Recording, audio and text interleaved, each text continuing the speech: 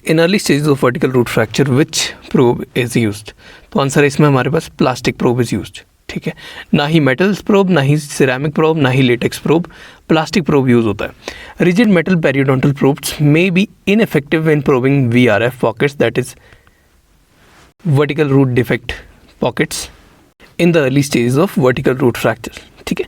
Given that the pocket is deep, narrow, tight and the bulge of the tooth's crown may prevent the insertion of metallic probes safely into the pocket.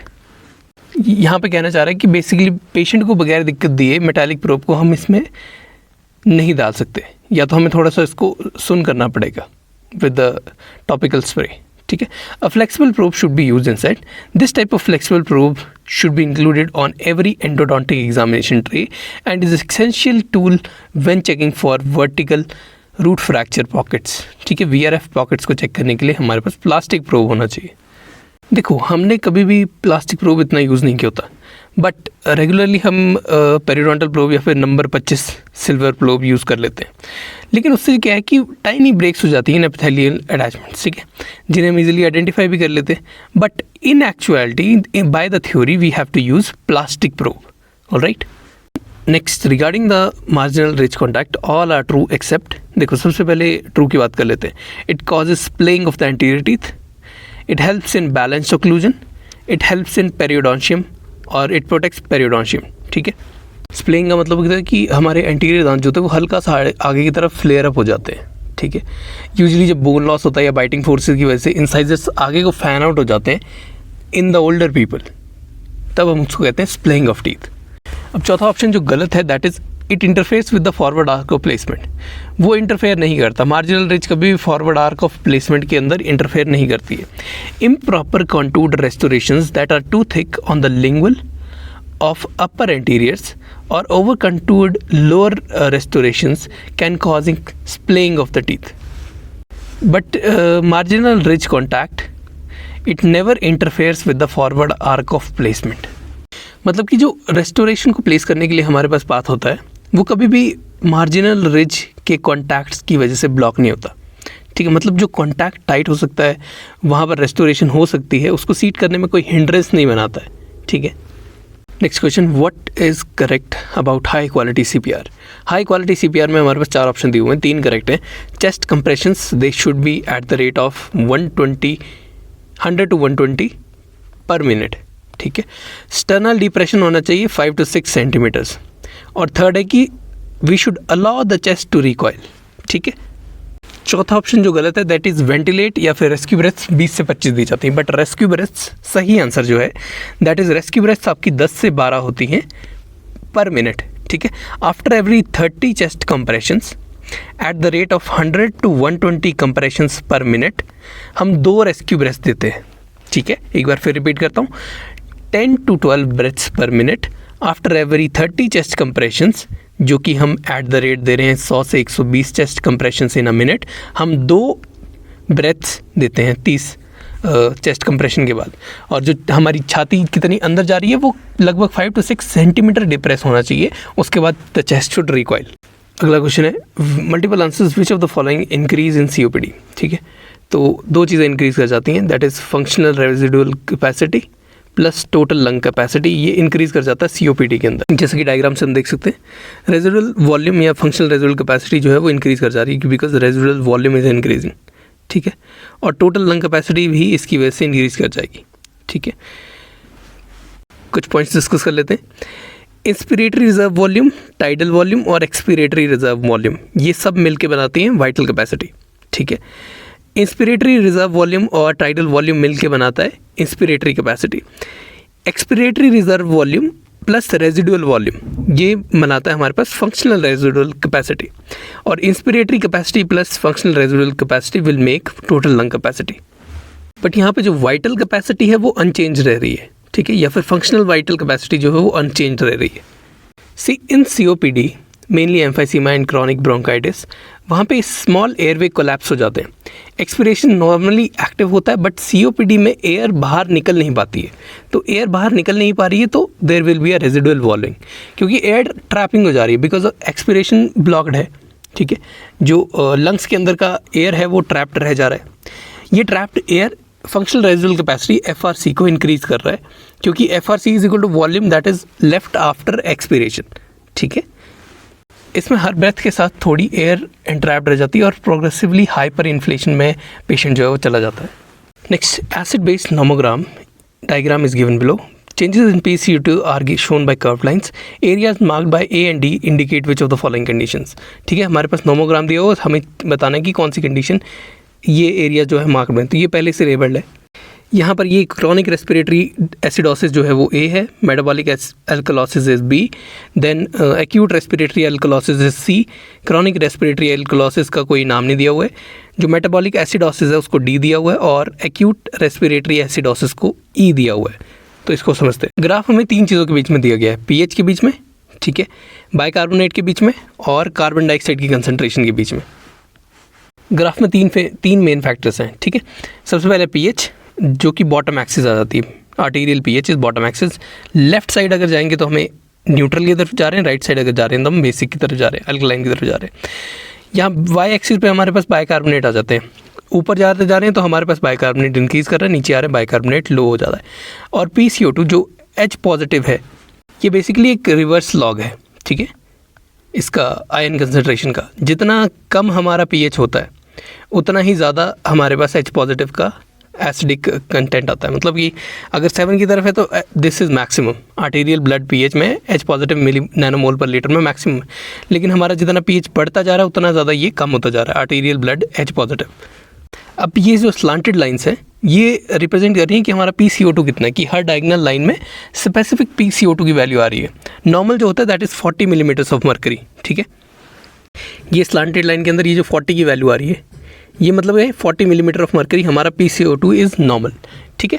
अब disorder identify करने का logic क्या है basically, सबसे पहले हम pH check करते हैं। सबसे पहले we will check the pH check करी।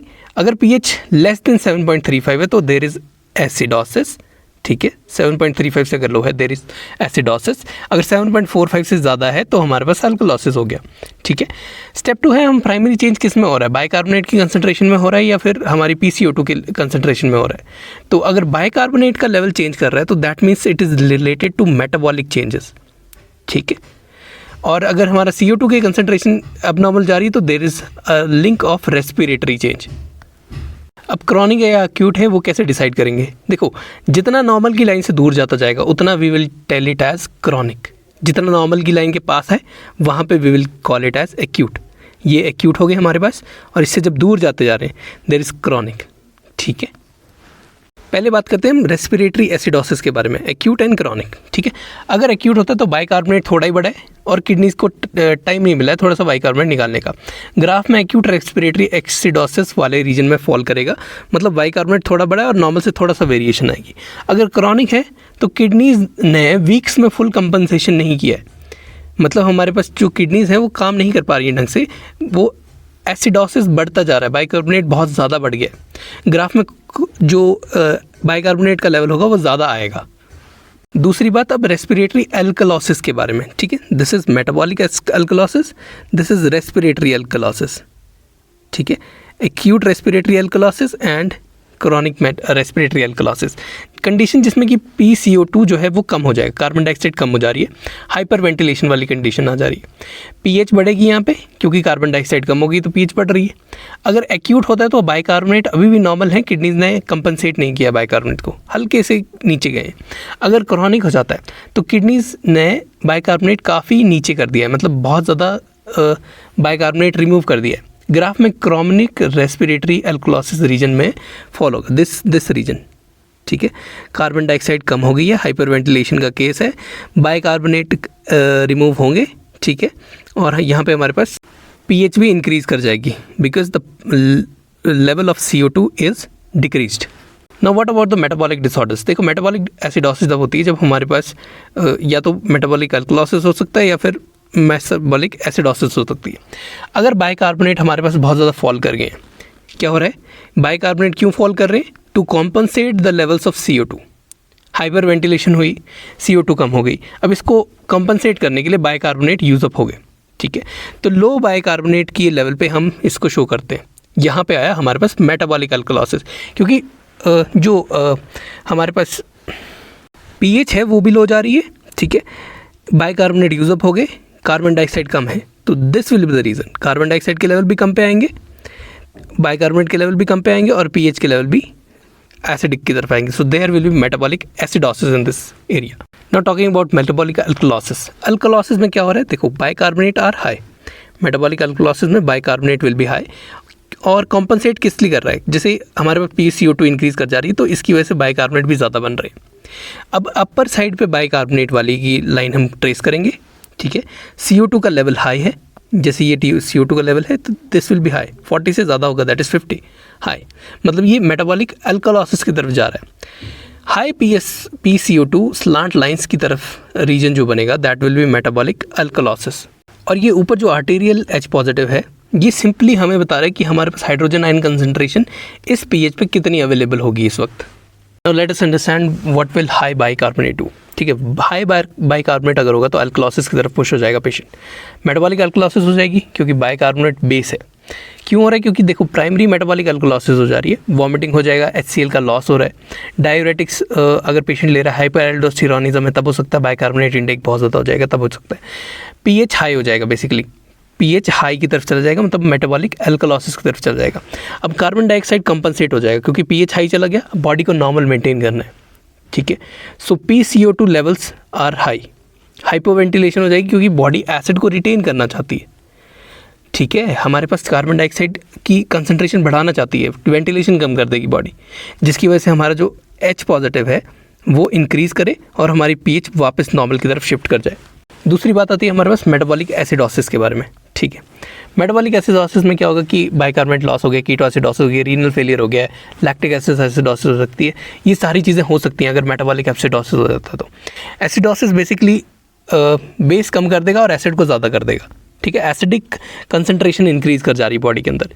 अब क्योंकि एसिड इंक्रीज़ कर गया तो बॉडी को कंपनसेट करने के लिए क्या करना पड़ेगा, हाइपर वेंटिलेशन करनी पड़ेगी ताकि कार्बन डाइऑक्साइड कम हो जाए बॉडी के अंदर और एसिडिटी कम हो जाए, ठीक है. तो बॉडी क्या करती है, कार्बन डाइऑक्साइड को ब्लो ऑफ करके पीएच को वापस नॉर्मल की तरफ, न्यूट्रल की तरफ लाना चाहती है, एसिडिक से यहाँ से, एसिडिक से बेसिक की तरफ, ठीक है, न्यूट्रल की तरफ. इसी तरीके से हमारे पास अल्कोलोसिस की बात भी आ जाती है. Finally let's sum it up. अगर we are calling it respiratory, मतलब हमारे लंग्स इन्वॉल्व हो रहे हैं, वेंटिलेशन इन्वॉल्व हो रही है, कार्बन डाइऑक्साइड इन्वॉल्व हो रही है. If we are calling it as metabolic, हमारी किडनीज इन्वॉल्व हो रही हैं, बाइकार्बोनेट इन्वॉल्व हो रहा है और बाइकार्बोनेट की एक्सक्रीशन या फिर रिटेंशन इन्वॉल्व हो रही है. रेस्पिरेटरी की अगर हम बात करते हैं, if there is chronic respiratory acidosis, मतलब कार्बन डाइऑक्साइड जितनी ज़्यादा होगी, एक सिंपल भाषा में समझेंगे, कार्बन डाइऑक्साइड जितनी ज़्यादा उतनी ज़्यादा एसिड, क्योंकि कार्बन डाइऑक्साइड ब्लड में डिजॉल्व होकर बनाती है कार्बोनिक एसिड.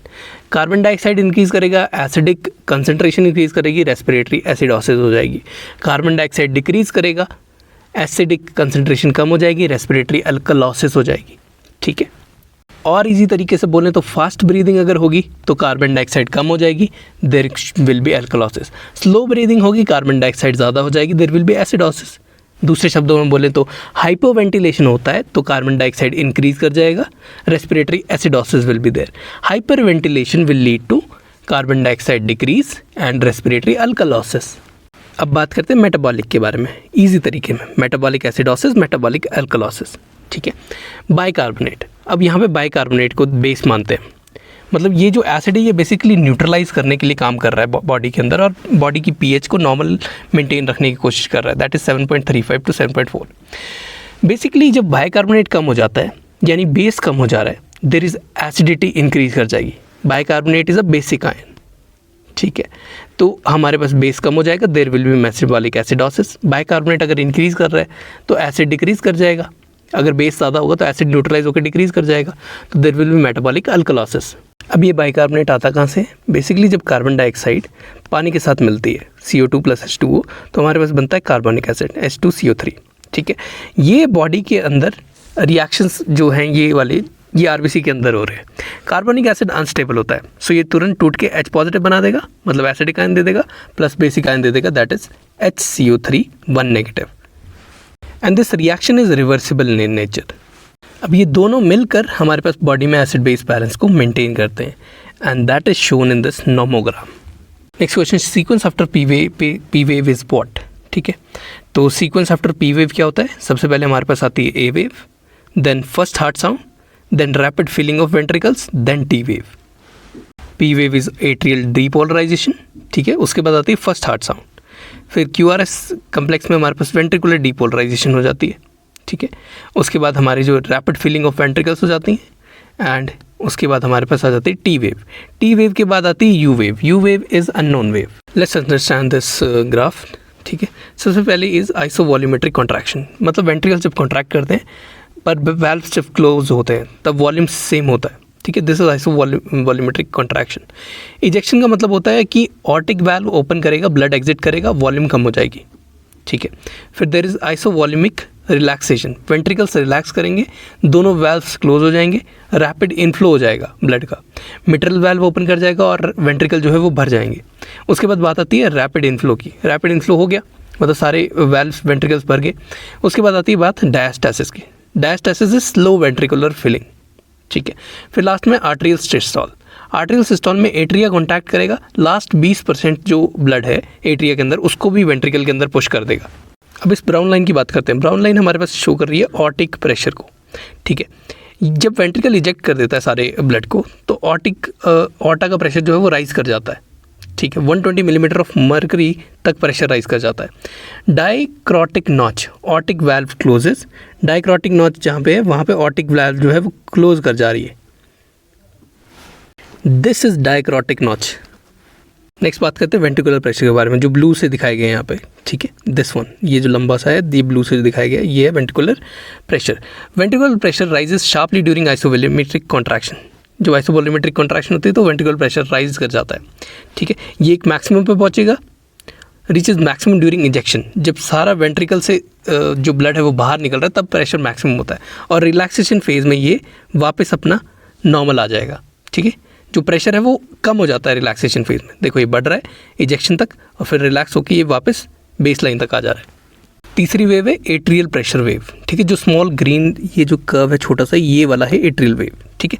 इसमें 3 चीज़ें दी गई हैं हमारे पास। A is the atrial contraction, ठीक है। सी वेव हमारे पास होती है एवी वाल्व की बल्जिंग हो जा रही है, एवी वाल्व की बल्जिंग हो जा रही है ड्यूरिंग द वेंट्रिकुलर कॉन्ट्रैक्शन, मतलब वेंट्रिकल अभी कॉन्ट्रैक्टेड स्टेट में आ गए, ठीक। फिर वी वेव मतलब कि एट्रियल फिलिंग हो जाती है दोबारा जब हम वेंट्रिकुलर सिस्टोल, मतलब वेंट्रिकल जब कॉन्ट्रैक्ट कर रहा है तो एट्रिया ऊपर से ब्लड फिल कर लेता है अपने अंदर। ये आ गई हमारे पास वी वेव। इसके बाद ये जो पर्पल में लाइन दिखाई गई है, ये वाली line, it shows volumetric curve, ठीक है। वेंट्रिकुलर वॉल्यूम चेक कर रहा है। ये स्केल आ रहा है हमारे पास 50 से 130 तक के बीच में, 50 ml to 130 ml के बीच में।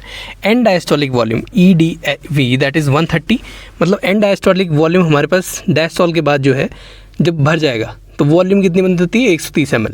ड्यूरिंग इंजेक्शन वॉल्यूम ड्रॉप कर जाती है to 60 ml। End systolic volume मतलब जब प्रेशर से कॉन्ट्रैक्शन हो रही है उसके बाद कितनी वॉल्यूम बचती है, लगभग 60 ml बचती है यहाँ पे, यहाँ तक, ठीक है। Then during diastole volume again rises until next end diastolic volume. इसका सिग्निफिकेंस क्या है कि इससे हम स्ट्रोक वॉल्यूम निकालते हैं। स्ट्रोक वॉल्यूम का मतलब होता है कि and diastolic volume minus and systolic volume, जो कि 70 ml टोटल आ जाता है। एंड डायस्टोलिक वॉल्यूम मतलब पूरा जब भरा हुआ है, और एंड सिस्टोलिक वॉल्यूम मतलब पूरा कॉन्ट्रैक्शन के बाद कितना वॉल्यूम बच रहा है, तो ये हम लगभग हमारे पास आ जाता है 70 ml। वो बेसिकली हम फाइंड करते हैं इससे। लास्ट में बात आती है अब ECG लाइन के बारे में। ECG लाइन ये वाली लाइन है हमारे पास। इसमें सबसे पहले हमारे पास है P wave. P wave shows atrial depolarisation और एट्रियल सिस्टोल, ठीक है। मतलब ये एट्रिया यहाँ पे कॉन्ट्रैक्ट करेगा। फिर आता है हमारे पास QRS complex. QRS complex shows ventricular depolarisation, मतलब वेंट्रिकुलर कॉन्ट्रैक्शन बिगिन कर जाएगी। टी वेव शो करती है वेंट्रिकुलर रीपोलराइजेशन, मतलब वेंट्रिकल्स यहाँ पे रिलैक्स कर जा रही हैं। अब टी वेव के बाद हमारे पास एक अननोन वेव आती है दैट इज़ यू वेव, जब परकिंजे फाइबर रीपोलराइजेशन कर जाते हैं, ठीक है। मतलब परकिंजे फाइबर रिलैक्स कर जाते हैं तब यू वेव निकलती है। एक छोटी सी वेव होती है जिसको परकिंजे फाइबर की रीपोलराइजेशन के लिए माना जाता है, ठीक है। लो हार्ट रेट में नॉर्मल हो सकता है कि हमारे पास यू वेव ज़्यादा देखा जाए, नॉर्मल वेरिएंट होता है। सिग्निफिकेंस का है यू वेव का, जब हाइपोकैलेमिया हो जाता है, पोटेशियम बहुत ज़्यादा कम हो जाता है तो यू वेव बहुत ज़्यादा प्रोमिनेंट है, बड़ा हो जाता है। लो पोटेशियम यू वेव बड़ा हो जाएगा, ठीक है। या फिर अगर हाइपर कैल्सीमिया हो गया, थायरोटॉक्सिकोसिस हो गई है, डिजॉक्सिन यूज़ है, CNS डिजीज़ है, आफ्टर एक्सरसाइज है, तब भी यू वेव जो है वो थोड़ा सा इंक्रीज़ कर जाता है।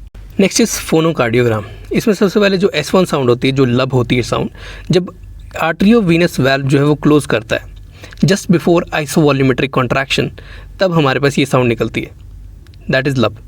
सेकंड आती है हमारे पास सेकंड हार्ट साउंड, जब aortic valve plus pulmonary valve close कर जाते हैं at the beginning of isovolumic relaxation. Second sound is dub, first is lub, second is dub. S3 कब होती है? जब रैपिड फिलिंग फेज आ जाता है, ठीक है। S3 साउंड तभी नॉर्मल होती है जब हमारे पास यंग पेशेंट होते हैं या फिर पैथोलॉजिकल, अगर एडल्ट में देखी जा रही है तो दिस इज़ पैथोलॉजिकल, ठीक है। S4 हमारे पास आती है व्हेन, ये S3 है, this one is S3। S4 हमारे पास आती है एट्रियल कॉन्ट्रैक्शन की वजह से, जब एट्रियल सिस्टोल बिगिन करता है तब हमारे पास S4 आती है। यूजली अब नॉर्मल साउंड होती है S4। वाल्व क्लोजर के साथ इसको याद रखते हैं, जब मिट्रल और ट्राइकस्पिड वाल्व बंद करते हैं तब हमारे पास S1 आती है। कौन कौन से? मिट्रल और ट्राइकस्पिड, मतलब एट्रिया और वेंट्रिकल के बीच के वाल्व बंद कर रहे हैं तब आ रही है लब साउंड, दैट इज़ S1, ठीक है। S2 आ रही है, सेकेंड हार्ट साउंड होती है डब। जब ऑर्टिक वाल्व क्लोज कर जाता है, पल्मोनरी वाल्व क्लोज कर जाता है, तब हमारे पास ऑर्टिक साउंड आती है, दैट इज़ S2। बेसिकली जब पल्मोनरी वाल्व्स में हमारे पास सेमील्यूनर वाल्व्स होते हैं वो क्लोज करते हैं तब S2 बनती है। S3 अगर हमारे पास अडल्ट में देखी जा रही है तो it shows ventricular dilation, pathological होती है, ठीक है। यूजुअली वेंट्रिकल का फिलिंग का साउंड जो है वो यंगर पीपल में सुनाई देता है, दैट इज़ S3। S4 जो है एट्रियल कॉन्ट्रैक्शन का साउंड होता है, मतलब atrial kick plus stiff ventricle. जब वेंट्रिकल स्टिफ हो गई है और एट्रिया प्रेशर दे रही है तब हमारे पास एक साउंड सुनाई देती है, दैट इज़ S4, ठीक है। ये ऑलवेज पैथोलॉजिकल होती है, ये लेफ्ट वेंट्रिकल हाइपरट्रॉफी शो करती है। सीक्वेंस देख लो एक बार, P वेव आई सबसे पहले, ठीक है, दिस इज़ P। उसके बाद आया हमारे पास रैपिड फिलिंग ऑफ वेंट्रिकल्स, फिर आएगी फर्स्ट हार्ट साउंड, ठीक है, फिर आएगी T wave, this is T wave, और उसके बाद आएगी second heart sound. Next, which of the following syndrome is associated with hypoplastic clavicle?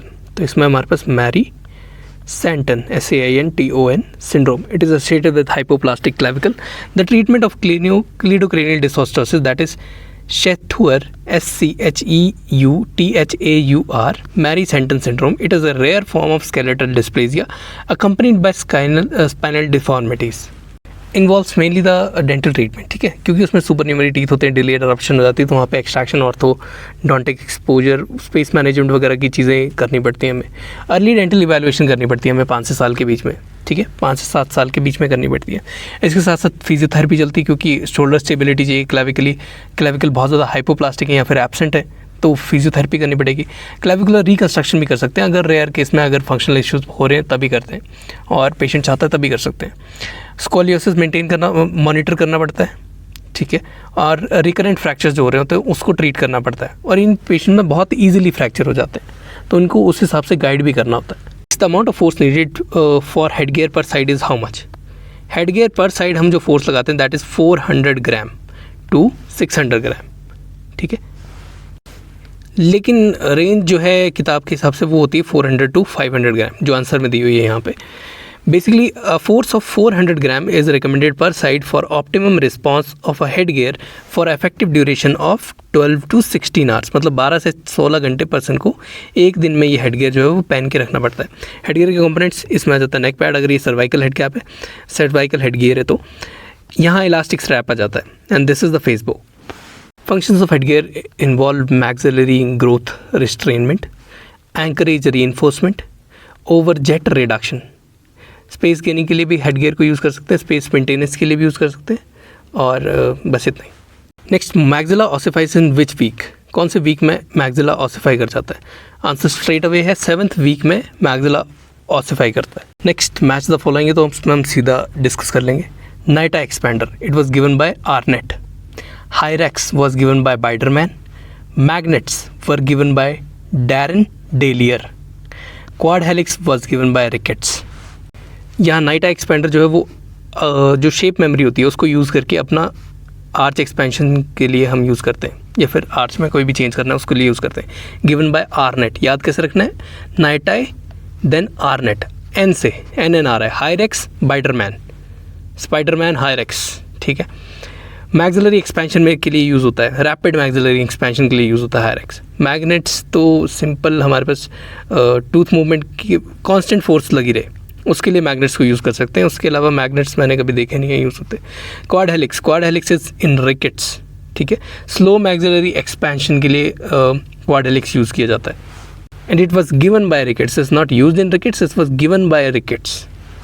अगला क्वेश्चन है identify the instrument given below, this is cinch back plier, ठीक है। इसका नीचे देखना है, ये चीज़ पकड़ने के लिए यूज़ होती है basically. Digital cinch back pliers handle the difficult task of cinching the wire behind the buccal tube with one squeeze after the wire is ligated. They will not distort the arch wire and will eliminate the need to anneal arch wire और NiTi wire, ठीक है।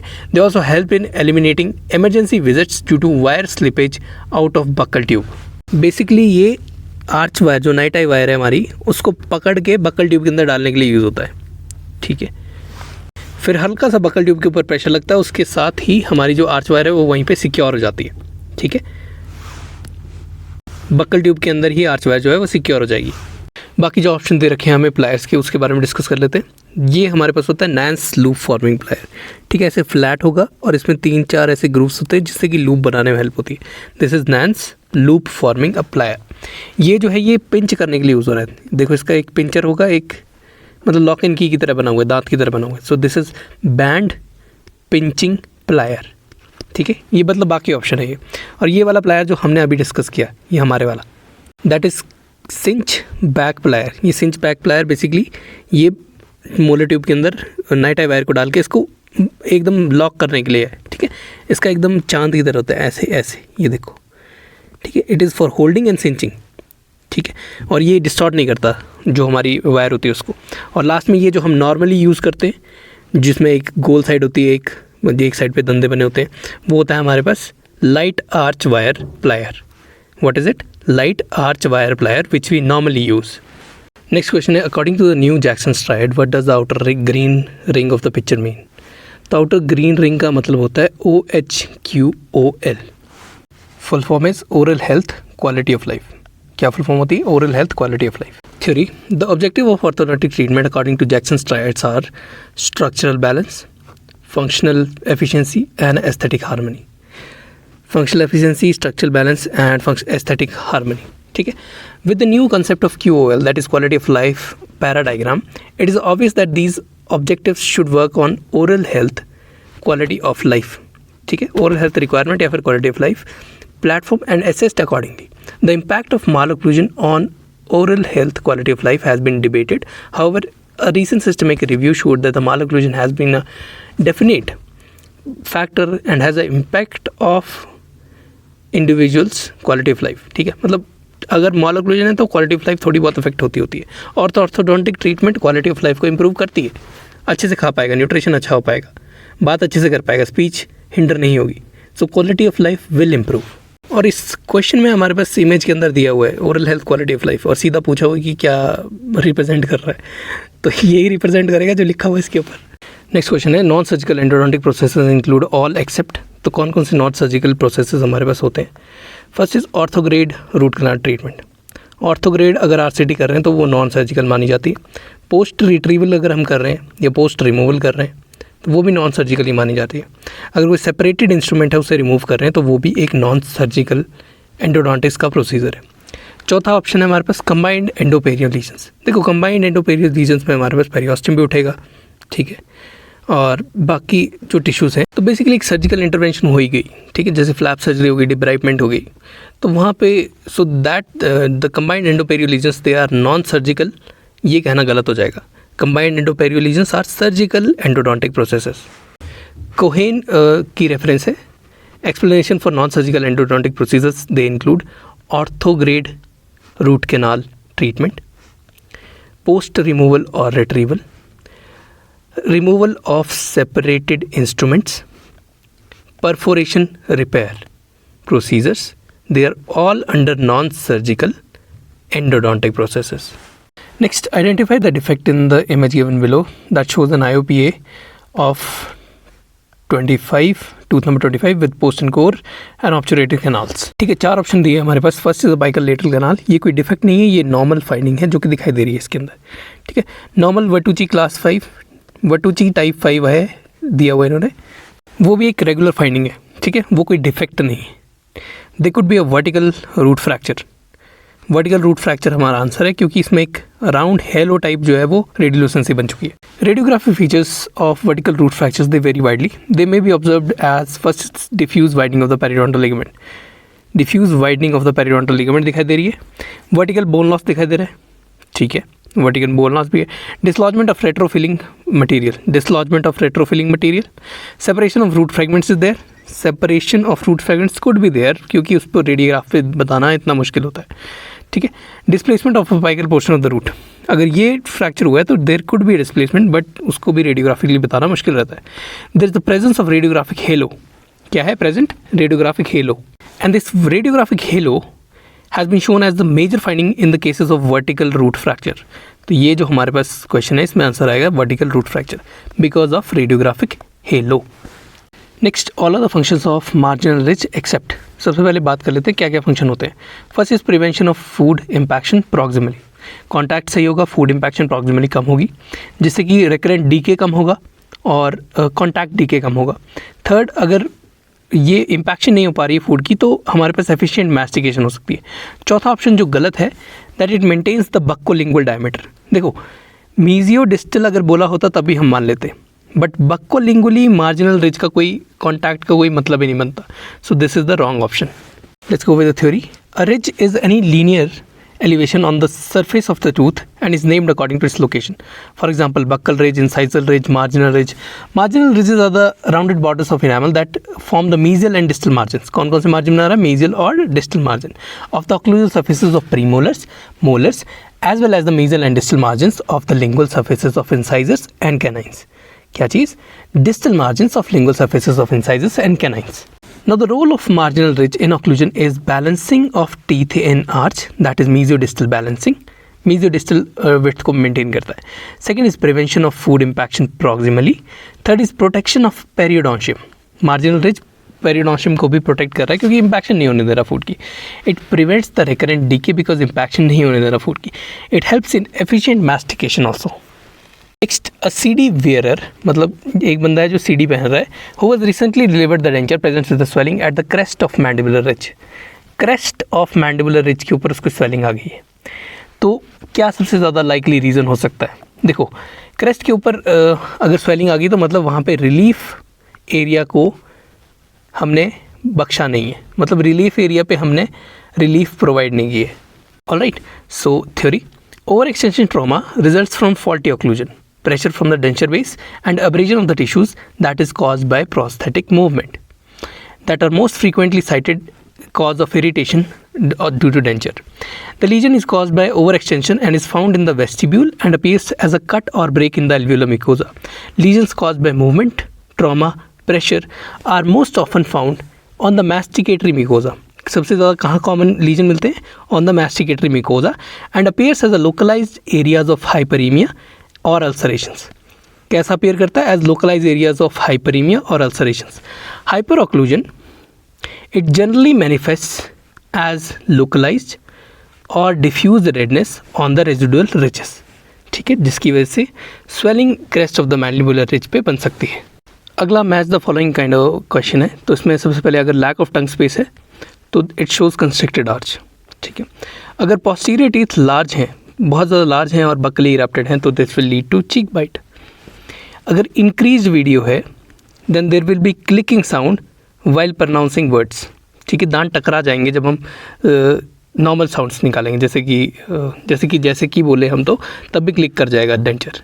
ठीक है, या D बोलेंगे तब हो जाएगा, एस बोलेंगे तब कर जाएगा क्लिक. ठीक है, टच करके बंद हो जाएगा. अगर लार्ज फ्लैंजेस हो जाएंगे तो फुल अपीयरेंस हो जाएगी, मतलब फुलनेस इंक्रीज़ कर जाएगी माउथ की. अगर जो डेंचर है उसके जो फ्लैंज बना रहे हैं वो लार्ज बड़े बन रहे हैं तो वहाँ पे अपीयरेंस, जो पेशेंट की फेशियल अपीयरेंस होगी, अगर हम इसको ये साइड वाइज देखा आपने, अगर सामने से देखेंगे तो ये जो लिप्स है ये फूले हुए दिखाई देंगे. ऑलराइट, अब लगे हाथ, लेट्स डिस्कस अदर प्रॉब्लम्स और उनके कॉजेज़ क्या क्या होते हैं. अगर डिफ़िकल्टी इन ईटिंग आ रही है डेंचर की वजह से, so there could be instability. ठीक है, और there could be too narrow occlusal table और द वर्टिकल डायमेंशन वीडियो और VDR शुड बी इंक्रीज या डिक्रीज, मतलब या तो ये इंक्रीज हो गया होगा वीडियो या फिर ये कम हो गया होगा, तभी हमारे पास डिफिकल्टी इन ईटिंग आती है. Next is clattering of teeth while eating और स्पीकिंग. ठीक है। क्लैटरिंग ऑफ टीथ मतलब कि टक टक की आवाज़ आ जाएगी जब हम बात कर रहे हैं या टीथ जो है टाइम से पहले कॉन्टैक्ट में आ जा रहे हैं। पहली चीज़, अगर पोर्सिलिन के दांत हैं तब क्लैटरिंग हो सकती है। Video vertical dimension of occlusion अगर इंक्रीज़ हो गया तो हमारे पास क्लैटरिंग होगी। Increase incisor overlap, incisor overlap या फिर बाइट इंक्रीज़ कर दिए, बाइट डीप कर दिए, तब भी क्लैटरिंग हो सकती है। If their denture is loose then there also clattering. अगर कस्पल इंटरफेरेंसेस को बैलेंस नहीं किया है, ठीक है, कस्पल इंटरफेरेंसेस को बैलेंस नहीं किया है, ऑक्लूजल जो हाई पॉइंट्स है उनको रिमूव नहीं किया है, उनको ट्रिम आउट नहीं किया है, तब भी हमारे पास क्लैटरिंग हो सकती है। Next, nausea and gagging. Nausea and gagging कब हो सकती है? Loose denture, poor occlusion, thick termination in upper denture, मतलब जो टर्मिनल वॉल है, टर्मिनल पार्ट ऑफ डेंचर जो कि सॉफ्ट पैलेट के पास जा रहा है वो थिक है। पैलेटल प्लेसमेंट ऑफ अपर पोस्टीरियर्स, जो अपर पोस्टीरियर दांत है वो ज़्यादा पैलेटली प्लेस किए हैं, तब हमारे पास गैगिंग हो सकती है। Low occlusal plane, low occlusal plane means that the biting surface of the denture is too low, मतलब कि क्लोजर टू सॉफ्ट टिश्यूज़ हमने सारा बाइटिंग सरफेस रख दिया है। जैसे टंग के पास जा रहा है हमारे पास ऑक्लूजल प्लेन, ज़्यादा टंग के पास जा रहा है, तो इससे क्या होगा, टंग स्पेस पे भी इफेक्ट पड़ेगा। टंग स्पेस पे, अगर टंग की बात करें तो टंग स्पेस पे क्या इफेक्ट पड़ेगा, टंग को जगह कम रहेगी मूव करने के लिए, स्पेशली ड्यूरिंग स्वैलोइंग, तो उससे क्या होगा कि कांस्टेंट एक इरिटेशन, एक प्रेशर पेशेंट के मुंह के अंदर बना रहेगा, जिससे कि उसे नोजिया या वॉमिटिंग वाली फीलिंग आती रहेगी।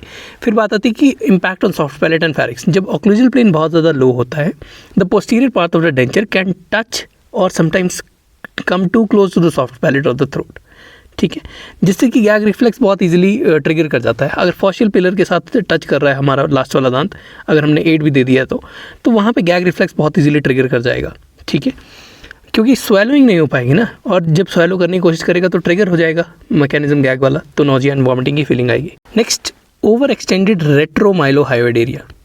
रेट्रोमाइलोहायोडेरिया अगर ओवर एक्सटेंडेड है तब भी गैगिंग की प्रॉब्लम आती है। Under extended denture borders, under extended denture borders हैं तो वो स्टेबल नहीं रहेगा, बार बार पेशेंट के मुंह में हिलता रहेगा, टंग को स्पेस नहीं मिलेगी, मतलब सॉफ्ट टिश्यूज़ को वो दिक्कत देगा। उसके बाद this will lead to nausea and gagging. और लास्ट में साइकोजेनिक होता है कि नया नया डेंचर पहना है तो तब पेशेंट को थोड़ा बहुत लग सकता है कि उसे गैगिंग और नोजिया जैसा फीलिंग आ रही है। नेक्स्ट इज कमिसुरल चिलाइटिस और एंगुलर चिलाइटिस। अगर एक्सेसिव इंटर ऑक्लूजल डिस्टेंस है, मतलब ऑक्लूजन्स के बीच में ही डिस्टेंस बहुत ज़्यादा हो गया, occlusal plane of the teeth is too high, lower दांत बहुत ऊपर रखती हैं और ऊपर वाले दांत ऊपर के एल्वियोलर बोन की तरफ चले गए, मतलब नीचे वाले दांत का प्लेन जो है वो हाई है, तभी कमिसुरल चिलाइटिस बहुत कॉमनली हो जाता है, बिकॉज वो कॉन्टिन्यूसली जो एंगल ऑफ द माउथ है वहाँ पे इरिटेट करते रहेंगे वो वाले दांत, ठीक है। Elimination of the buccal corridor, अगर बक्कल कॉरिडोर को एलिमिनेट कर दिया तभी कमिसुरल और एंगुलर चिलाइटिस इज कॉमन। नया डेंचर है, अगर पेशेंट मेंटेन नहीं कर पा रहा है तो there could be angular cheilitis. Burning of tongue and palate, देखो anterior third of the palate वो बर्न कर सकता है अगर हम उसको मेंटेन नहीं कर पा रहे हैं, सही से साफ़ नहीं रख रहे हैं, रात को पानी के अंदर नहीं डाल रहे हैं, ऐसे फेंक दे रहे हैं, कोई ना कोई इन्फेक्शन लेके मुंह के अंदर डाल दे रहे हैं, ठीक है। क्लीनिंग अगर नहीं होगी तो there could be burning of tongue and palate. लेकिन एक कंडीशन होती है that is associated with menopause. Menopause में anterior third of the palate जो है वो बर्निंग शो करता है। ऊपर एक पॉइंट की बात की थी हमने बक्कल कॉरिडोर्स की। देखो बक्कल कॉरिडोर एक स्मॉल एरिया होता है, जब हम स्माइल करते हैं तो दांतों और चीक्स के बीच में एक जगह रह जाती है, that is known as buccal corridor. अगर हम डेंचर बनाते वक्त ये बक्कल कॉरिडोर को एलिमिनेट कर देते हैं then it will lead to angular cheilitis, ठीक है। क्योंकि जो स्मॉल हमारे पास इंजरीज होती हैं, स्मॉल ट्रोमेटिक लाइंस जो बन रही होती है, उसमें जो हमारे कमेंसल ऑर्गेनिजम्स होते हैं जैसे कैंडिडा हो गया या बैक्टीरिया कोई और जो है वो ग्रोथ करना स्टार्ट कर देता है, जिस leads to inflammation, cracking and soreness of the mouth corners. और मेनोपॉज वाले पेशेंट्स में क्या होता है कि ईस्ट्रोजन डेफिशिएंसी हो जाती है। जब मेनोपॉज हो रहा है तो ईस्ट्रोजन डेफिशिएंट हो जाता है, जिससे कि ओरल म्यूकोजा जो है उसकी थिकनिंग और ड्राइनेस बढ़ना स्टार्ट कर जाती है after menopause, that is known as xerostomia. अब डेंचर वेयर अगर पेशेंट है या फिर लेडी है तो उसमें थिन लेस ल्यूब्रिकेटेड म्यूकोजा है, फ्रिक्शन इंक्रीज़ कर जाएगा। अब फ्रिक्शन इंक्रीज़ करेगा तो प्रेशर पॉइंट्स और poor adaptation of the mucosa वो और ज़्यादा इरिटेट होना स्टार्ट हो जाएंगे, causing burning sensations. And finally it can lead to burning mouth syndrome in postmenopausal denture where females as well, ठीक है। और ज़्यादातर ये एंटीरियर थर्ड ऑफ पैलेट पे देखा जाता है।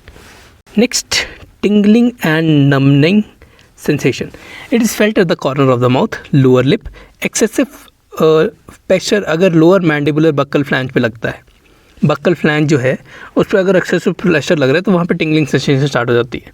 क्यों? क्योंकि जो बक्कल फ्लैंज है जो कि चीक में एम्बेड कर रहा है, वेस्टिब्यूल में एम्बेड कर रहा है, वो म्यूकोजा को टू हार्ड तरीके से प्रेस करता रहता है। अब का कांस्टेंट कंप्रेशन और जो हमारी फोर्सेस लग रही हैं उससे कांस्टेंट कंप्रेशन से सेंसरी नर्व एंडिंग्स जो हैं वो टिंगलिंग या फिर पिन पॉइंट नीडल सेंसेशन देना शुरू कर देती हैं। Impingement of the mental nerve, अगर हमने मेंटल नर्व जो कि एक रिलीफ एरिया देने वाली जगह है वहाँ पे उसको रिलीफ नहीं दिया है तो वहाँ पे अगर इम्पिंजमेंट होती है तो this will lead to tingling and numbness sensation. Excessive resorption अगर हो चुकी है so it will also lead to tingling and numbing sensation, क्योंकि जो फोर्स है अब सॉफ्ट टिश्यू, जो भी टिश्यू बचा हुआ है, पूरी मैंडिबल जो बची हुई है, मतलब एल्वियोलर बोन तो उड़ चुकी है, अब बाकी जितना भी टिश्यू उसके ऊपर कॉन्स्टेंट फोर्स लग रही है, ठीक है। उससे अगर एक्सेसिव रिजॉर्प्शन होती रहती है तो उससे भी हमारे पास नमनिंग और टिंगलिंग सेंसेशन आती रहती है। Next problem is food in the denture. Usually first time denture wearers वो इजीली मेंटेन नहीं कर पा रहे होते, पहले 1-2 दिन आदत नहीं बनी होती, तब फूड अंडर द डेंचर चला जाता है। सेकंड चीज़ है कि अगर पेरिफेरल सील नहीं बनी है ढंग से तब डेंचर के अंदर फूड चला जाता है डेंचर के नीचे। अगर there is a failure to keep the denture clean तब भी बार बार वो एक लेयर बन जाती है जिससे कि डेंचर पूरी तरह से सीट नहीं कर पाता। This will lead to food in the denture after some time. फिर आता कि अगर पॉलिशिंग नहीं हुई है ढंग से डेंचर की तब भी क्या होता है कि पॉलिशिंग नहीं हुई है, सील ढंग से नहीं बन पाती, कहीं ना कहीं से क्रैक्स या फिर लीक्स रह जाते हैं। So that also leads to food under the denture. Next, pain on eating. Pain on eating का मतलब है कि हमारे पास हाई पॉइंट्स रह गए, डेंचर में भी हाई पॉइंट जो है वो भी दिक्कत देते हैं, प्री मैच्योर कॉन्टैक्ट कर जा रहा है, लैक ऑफ ऑक्लूजल बैलेंस है, तब हमारे पास पेन ऑन ईटिंग जो कि TMJ की तरफ जा सकती है वो आ सकती है। नेक्स्ट इज पेन और ulceration in lingual to lower anterior ridge. Lingual to lower anterior ridge, यहाँ पे CR and MIP they do not coincide, मतलब सिलेक्टिव ग्राइंडिंग करी जाती है यहाँ पे to correct this CR and MIP। देखो CR हमारे पास होता है सेंट्रिक रिलेशन, MIP होता है मैक्सिमम इंटरकस्पेशन एट पोजीशन। जो सेंट्रिक रिलेशन है और मैक्सिमम इंटरकस्पेशन पोजीशन है वो मैच करनी चाहिए, ठीक है। अगर उसका मिसमैच हो जाएगा तो पेन होना स्टार्ट हो जाती है। अगर सेंट्रिक रिलेशन जिसमें कि दांत हम नॉर्मली क्लोज कर रहे हैं और मैक्सिमम इंटरकस्पेशल पोजीशन ये मैच नहीं करती है तो दांतों को क्लोज करने के लिए ज़्यादा फोर्स लगनी पड़ेगी। ज़्यादा फोर्स लगेगी तो मसल स्ट्रेन ज़्यादा होगा, जॉइंट स्ट्रेस ज़्यादा होगा, uneven pressure will be more in the denture bearing areas leading to pain, soreness and ulceration. एक और कॉज होता है पेन या अल्सरेशन का इन द लेबियल एस्पेक्ट की अगर बात करते हैं, अगर labial aspect of the lower ridge या इंसर्सिव पैपिला की बात कर रहे हैं, सो देयर इज अंडरकट और sharp acrylic present in the lower anteriors. Excessive vertical dimension अगर है तब भी ऐसा होता है। If it is increase greater than 2 millimeter better to remake denture, ठीक है। अगर वर्टिकल डायमेंशन मतलब हमें जो ट्रिमिंग करनी पड़ रही है या फिर जो रीएडजस्टमेंट करनी पड़ रही है अगर वो 2 मिलीमीटर से ज़्यादा है तो बेटर है कि हम दोबारा से उसको डेंचर को बनाएं। Next is biting of tongue. Next जो दिक्कत आती है that is biting of tongue. In this the teeth are placed too lingual, मतलब ज़्यादा लिंगुअली अगर प्लेस किया गया है in the lower ridge तो that leads to biting of tongue. Decrease in the tongue space in patients accustomed to old dentures, ठीक है। अगर ऑक्लूजन लेवल हम चेंज कर रहे हैं ओल्ड डेंचर से तो वहाँ पे भी हमारे पास बाइटिंग ऑफ टंग देखी जा सकती है क्योंकि आदत नहीं है नई डेंचर की अभी तक, और अगर हमने ऑक्लूजन पूरी तरह से चेंज कर दिया पुराने डेंचर के हिसाब से। नेक्स्ट ट्रीटमेंट में क्या करेंगे इसमें बाइटिंग ऑफ टंग में कि हम लोअर कस्प को रिमूव करेंगे, रीसेट करेंगे और फिर रीअरेंज करेंगे दांतों को, ठीक। Next is cheek biting. Cheek biting कब हो सकती है? इनसफिशिएंट अगर ओवरजेट है तब, इन द पोस्टीरियर रीजन, बहुत ज़्यादा बक्कली अगर दांतों को प्लेस किया गया, वीडियो अगर डिक्रीज़ कर दिया गया, बहुत अगर लैक्सी चीज़ है, चीक्स मतलब बहुत ही ज़्यादा लूज़ है तब भी चीक बाइट बहुत ज़्यादा हो सकता है। चीक बाइट के केस में हम क्या करते हैं कि हम बक्कल ओवरजेट जो है उसको इंक्रीज़ करने की कोशिश करते हैं और डेंचर्स को प्लम्प करने की कोशिश करते हैं by increasing the acrylic flank. ये जो फ्लैंजेस हैं इनको थोड़ा सा मोटा कर देते हैं ताकि यहाँ से जो है ये सॉफ्ट टिश्यू उठ जाए, ठीक है। और इसके अलावा हम क्या कर सकते हैं, ग्राइंड कर सकते हैं buccal surface of the lower posteriors को, और अगर फिर भी नहीं जा रहा है तो हम लास्ट मोलर्स को रिमूव कर देते हैं। Next problem is insufficient excessive tooth visibility. अगर एक्सेसिव टूथ विजिबिलिटी है there is improper orientation of occlusal plane, the vertical dimension of occlusion is improper और vertical dimension is improper, improper labiolingual या फिर labiopalatal position है anterior teeth की, ठीक है। Next is creases at the corner of the mouth. अगर corner of the mouth पे हमारे पास क्रीजेज हो जा रही है, मतलब कि वहाँ पे डिक्रीज लेबियल फुलनेस हो चुकी है, डिक्रीज वर्टिकल डायमेंशन हो चुका है, मतलब जितनी फुलनेस हमें लेबली चाहिए थी उतनी रखी नहीं है हमने और उससे भी कम कर दी। लास्ट जो सबसे इम्पॉर्टेंट प्रॉब्लम होती है दैट इज़ स्पीच प्रॉब्लम, जो पेशेंट बहुत इजीली फेस करता है। सबसे पहले नया नया डेंचर है तो स्पीच की प्रॉब्लम आती है, ठीक है, तो आदत डालनी पड़ती है। वर्टिकल डायमेंशन अगर गलत हो गया तब स्पीच की प्रॉब्लम आती है। थर्ड, इनकरेक्ट ओवरजेट और ओवरबाइट अगर है तो स्पीच की प्रॉब्लम आएगी। अगर दांत खुले हुए होंगे बाहर को तो हवा बाहर निकल जाएगी पहले ही, ठीक है, बोल नहीं पाएगा। अगर इंसाइज मतलब बेसिकली अगर इंसाइजर्स की अगर हमने प्लेसमेंट में कोई ना कोई दिक्कत की है तब स्पीच की प्रॉब्लम सबसे ज़्यादा आती है। नेक्स्ट क्वेश्चन है severe dehydration in a child, what is not seen as a clinical sign. So we will first call what is will be seen. पहली चीज़, अगर डिहाइड्रेशन है तो थर्स्ट विल बी सिवियर, ठीक है, there will be severe thirst, there will be slow rebound of skin after pinching, मतलब pinching test के बाद जो रीबाउंड होगा that will be slow. Lethargy हो सकती है प्लस अनकॉन्शियसनेस हो सकती है, cool. But puffiness in the eyes जो चौथा ऑप्शन है that will not be seen. इस स्टेटमेंट के बजाय हमारे पास स्टेटमेंट होनी चाहिए कि अगर सही करना है स्टेटमेंट को, क्योंकि लॉस ऑफ फ्लूइड हुआ है हमारा तो टिश्यूज़ में भी फ्लूइड कम होगा तो आइज सिंकिंग नज़र आएंगी, ठीक है, या हॉलो या फिर पफ़ी नज़र नहीं आएंगी, ठीक है, पफ़ी नज़र नहीं आ सकती, सिंकिंग आइज हो सकती है। The assessment of dehydration in paediatric patients with diarrhoea, ठीक है, two of the following science, lethargy, unconsciousness, sunken eyes, not able to drink or drinking poorly, skin pinch goes back very slowly, मतलब severe dehydration हो चुकी है, ठीक है। If the child has no other severe classification, give fluid for more severe dehydration, वो plan C में आ जाता है, फ्लूइड देना होता है मतलब basically. If the child has another मतलब एक और क्लासिफिकेशन उसके हिसाब से, refer the child to hospital with mother giving frequent sips of ORS on the way, advise the mother to continue breastfeeding.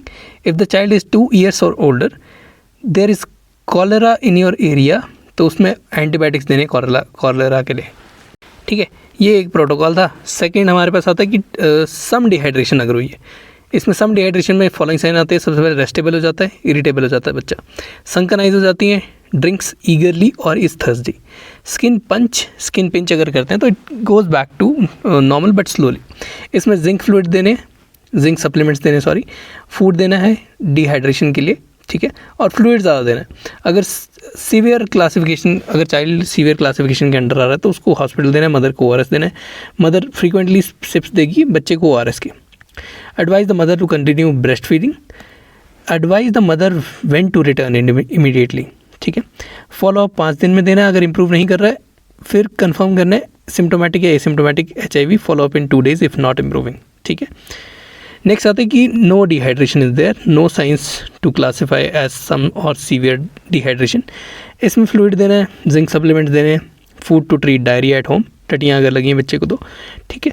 Advise the mother to return immediately, follow up 5 days after if not improving, मतलब एक बार तो उसी time दिखाना है जब बच्चा बहुत ही ज़्यादा, जब उसको टटियाँ लग रही हैं, एक बार 5 दिन के बाद दिखाना है। इफ़ कन्फर्म्ड और symptomatic HIV then follow up in 2 days if not improving, ठीक है। Next question is normality of 2 molar HCl is dash as of 1 molar sulphuric acid. तो आंसर है इसमें सेम। देखो सिंपल सा तरीका है, नॉर्मेलिटी क्या होती है, normality is equal to molarity into n factor. देखो n फैक्टर क्या होता है, number of H positive ions या फिर number of OH negative ions per molecule, ठीक है। तो कंपेयर अगर हम करते हैं तो HCl आ गया, H2SO4 आ गया। अगर HCl में मोलैरिटी दी हुई है उसने 2m, ठीक है, और जो H2SO4 है उसमें 1m आ गई, तो n फैक्टर कितना आ गया इसमें 1, और इसमें कितना आ गया 2। H पॉजिटिव आयन कंसनट्रेशन देख रहे हैं ना, H 1 है इसमें, H पॉजिटिव 1 है, इसमें H 2 है, सो H इज़ 2, ठीक है। So this will be equal to 2 into 1, और इसमें क्या जाएगा 1 into 2, so this is equal, दोनों का बराबर आ गया। Next, which of these following chemical mediators inhibit the bone resorption.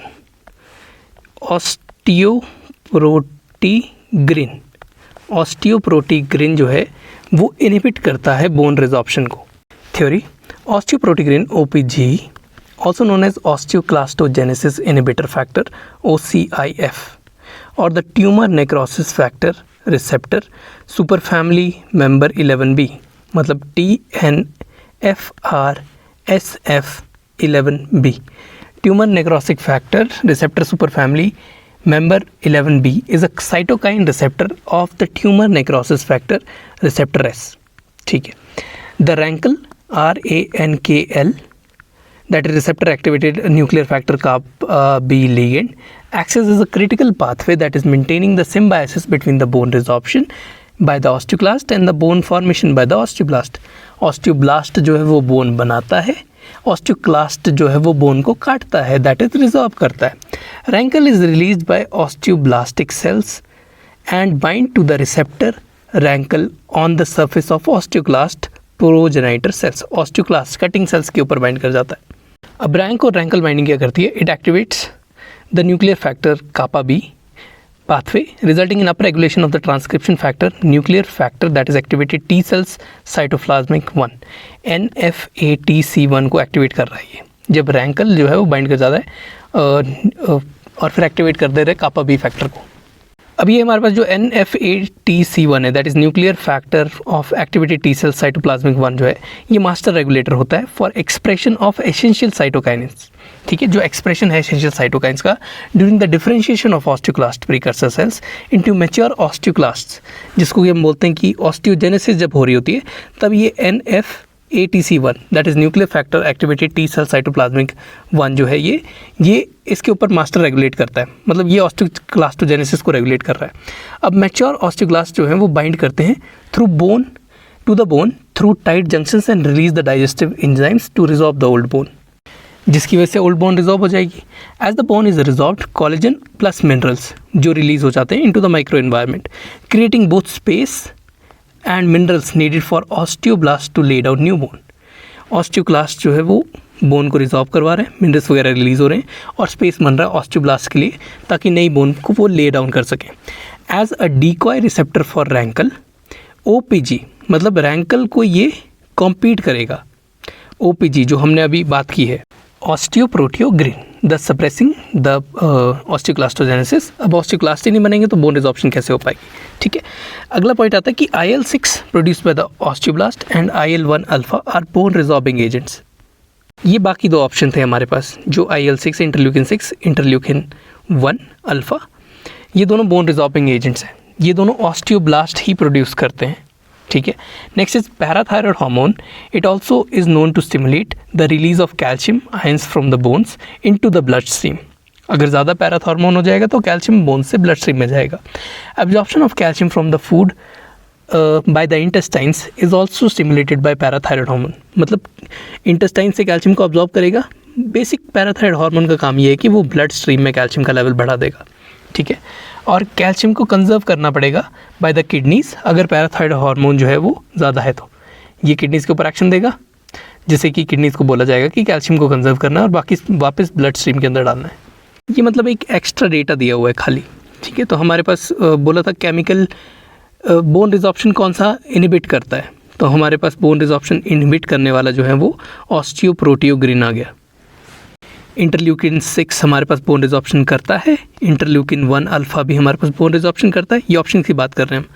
और पैराथायरॉयड हार्मोन भी हमारे पास बोन रिजॉर्प्शन करता है. ठीक है, इनहिबिट सिर्फ एक ही कर रहा है दैट इज़ ऑस्टियोप्रोटियोग्रिन, क्योंकि ऑस्टियोक्लास्ट बनाना रोक दे रहा है. अब ऑस्टियोक्लास्ट नहीं बनेंगे तो बोन रिजॉर्प्शन नहीं हो पाएगी. Next is all are true for case control except. देखो ट्रू कौन कौन सी स्टेटमेंट है. केस कंट्रोल स्टडी में हमारे पास मैचिंग नेसेसरी होती है. कंट्रोल जो है वो फ्री फ्रॉम एनी डिजीज़ होना चाहिए. कंट्रोल तभी बोलेंगे ना जब उसको कोई दिक्कत नहीं होगी. तीसरा आता है study generally done for specific rare disease. जहाँ पे स्पेसिफिक रेयर डिजीज़ होती है वहीं पे ज़्यादातर ये स्टडी करी जाती है. ठीक है, चौथा ऑप्शन जो गलत है हमारे पास that is study proceeds from cause to effect. लेकिन केस कंट्रोल स्टडीज़ में हमेशा इफेक्ट से हम कॉज की तरफ जाते हैं. ठीक है, let's go with the theory. The case control study, also known as the retrospective study, are the first common approach to test a causal hypothesis. Causal hypothesis को टेस्ट करने के लिए एक सिंपल सा तरीका है. The main features are both exposure and the outcomes. They have to be occurred before the start of study. मतलब exposure और outcome हमें पता है. अब सिर्फ हम cause की तरफ जा रहे हैं, हमें cause पता लगाना है. The study it proceeds backward from effect to cause. ठीक है, and it uses a control group और a comparison group to support the inference that we are giving. Next, identify the explorer number given 17/23 from the images given below. तो 17/23 जो है हमारे पास वो है ये वाला, ठीक है, दिस इज 17/23. नंबर 17 जो होता है उसको बोलते हैं हम ऑर्बन एंड, और नंबर 23 जो होता है वो शेफर्ड हुक की तरह दिखाई देता है. ठीक है, देखो शेफर्ड हुक जो है वो बिल्कुल एक हुक की तरह बना हुआ है. This is all right like a hook. ठीक है, और 17 को कैसे याद रखेंगे, ये एकदम स्ट्रेट जाके एकदम 7 का बैंड बनाता है. ठीक है, सीधा राइट एंगल, फिर स्ट्रेट, फिर tight band. This is known as number 17. इसको हम बोलते हैं ऑर्बन वाला. ठीक है, ऑर्बन्स नंबर 17, और इसको बोलते हैं 23 दैट इज शेफर्ड हुक. ठीक है, ए जो है हमारे पास this is Williams probe. Williams probe कैसे पता लगा हमें, क्योंकि इसमें 10 की मार्किंग दे रखी है. 1 2 3 4 5 6 7 8 9 10. 1 2 3 है, फिर 5 है, फिर 7 है, फिर 8 9 10 है. ठीक, नेक्स्ट हमारे पास जो है सी ऑप्शन जो है वो हमारे पास ये वाला था. डी ऑप्शन हमारे पास है, it is CPITN probe, C community periodontal index treatment needs probe, क्योंकि इसमें एक बॉल जैसी चीज़ बनी हुई है 2 की 0.5 mm की होती है. ठीक है, और ये वाला जो हमारे पास प्रोब है दिस इज़ नेबर्स प्रोब. ये फर्केशन एरिया को असेस करने के लिए होता है. Question, neighbours probe is use for detection of, तो आंसर है इसमें फर्केशन स्टेटस. कितना फर्केशन स्टेटस है उसको चेक करने के लिए नेबर प्रोब्स को यूज़ करते हैं. ठीक है, ये हमारा नेबर प्रोब होता है. स्टार्टिंग की 3 mm की लेंथ होती है, फिर 3 mm ब्लैक होता है, फिर 3 mm वाइट मतलब नॉर्मल स्टील कलर का होता है, फिर 3 mm का आता है. 3 3 6 3 9 3 12, टोटल 12 mm की इसकी ये जो मेजरिंग टिप है जो वो होती है. Basically Nabers probe is use to determine the extent of furcation involvement in a multi rooted teeth. The depth of insertion of probe into the furcation area, it determines the degree of furcation involvement. ठीक है, next, the difference between the highest and the lower variation और variable is called as a range. देखो, highest variable से lowest variable के बीच की जो difference होता है उसको हम कहते हैं रेंज. बाकी ऑप्शंस को भी डिस्कस कर लेते हैं. पहला है हमारे पास CV, that is coefficient of variation. It is also known as the relative standard deviation. ठीक है, नेक्स्ट आता है हमारे पास IQR, that is interquartile range. ये डिस्क्राइब करता है middle, interquartile range describe करता है मिडल वैल्यू को. ठीक है, हाईएस्ट से लोअर्स्ट में अगर हम ऑर्डर में रखते हैं तो मिडिल वैल्यू जो आती है, जैसे कि मीडियन जो होता है, उसको डिस्क्राइब करता है. लास्ट ऑप्शन जो है हमारे पास वो है स्टैंडर्ड डेविएशन. स्टैंडर्ड डेविएशन हमें पता है कि स्टैटिस्टिकल मेजर है जो कि डिस्पर्शन ऑफ डेटा सेट को शो करता है रिलेटिव टू इट्स मीन. ठीक है, and it's calculated as a square root of variance. जो स्क्वायर रूट ऑफ वेरिएंस होता है वो आता है standard deviation. Next, the OHIS score of 3.126 is considered as, तो सिंपल आंसर है it is considered as poor. See in the oral hygiene index या फिर सिंप्लीफाइड ओरल हाइजीन इंडेक्स, इसको हम ओरल हाइजीन को एनालाइज करने के लिए यूज़ करते हैं. इसके लिए एक टेबल होता है, एक फाइनल इंटरप्रिटेशन टेबल, जिसमें 3 स्कोर दिए होते हैं हमने, गुड, फेयर और पुअर. ये सिंपल याद करने वाली चीज़ है. ठीक है, इंटरप्रिटेशन OHIS स्कोर में हम क्या करते हैं कि debris index plus calculus index simplified. ठीक है, अगर ये हमारे पास रेंज आती है दैट इज़ 0.0 to 1.2, तो ये आता है गुड. 1.3 to 3.0 आता है तो दैट इज़ फेयर. अगर हमारे पास 3.0 से 6.0 के बीच में आता है, या फिर 3.1 से 6.0 के बीच में आता है, तो दैट इज़ पुअर.